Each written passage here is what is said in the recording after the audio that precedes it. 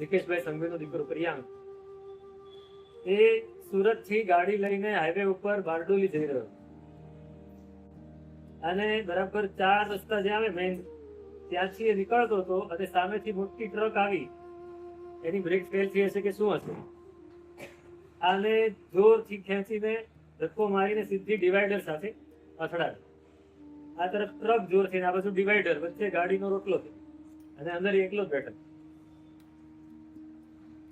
બેઠેલો. શું થાય, એને મને ગાડીનો ફોટો દેખાડ્યો. કીધું આ ગાડીમાં કોઈ બેઠું હોય તો બચે, કચ્ચર ગામ થઈ ગયો. એ બેભાન થઈ ગયો, એને વાગ્યું નહોતું પણ પેલો આઘાત એટલો લાગ્યો ને જોરથી, એટલે બેભાન થઈ ગયો. સ્ટીરિંગ ઉપર માથું નાખીને બેભાન થઈ ગયો. પાછળ જ એના આર્ટિસ્ટની ગાડી આવતી હતી. એ લોકોએ જોયું કે આ ગાડી તો આપણી છે. પાછળ ત્યાં જઈને જોયું તો અંદર હાર્મોનિયમ પડેલું, ત્યાં તો ગાડી આપણી જ છે, આપણા પ્રિયંકભાઈ છે. જોયું તો અંદર એ બેભાન થઈને પડેલા, એને બહાર કાઢ્યા તો ખાલી અહીં કાનમાં એક ટાંકો આવે એટલું વાગેલું. કાંઈ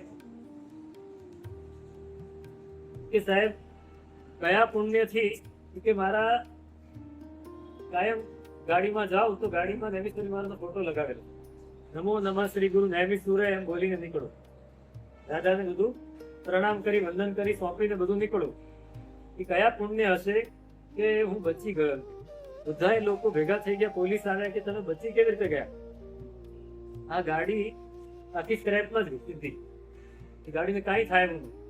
વીમા કંપનીએ પૂરેપૂરી ગાડી નવી જ આપી. તો આ તીવ્ર બંધ નથી, મંદ બંધ છે. મોટું કર્મ મોટું બંધાયેલું છે, પણ એનો રસ બહુ જ ઓછો રેડેલો હતો. એટલે ઉદયમાં આવ્યો ત્યારે જાજી અસર નથી. અને ઘણાને મેં હમણાં કહ્યું એમ 100 વાગી હોય કે નાનકડી ફાંસ વાગી હોય ને તો પણ પહોંચાડી ક્યાંય પહોંચાડી.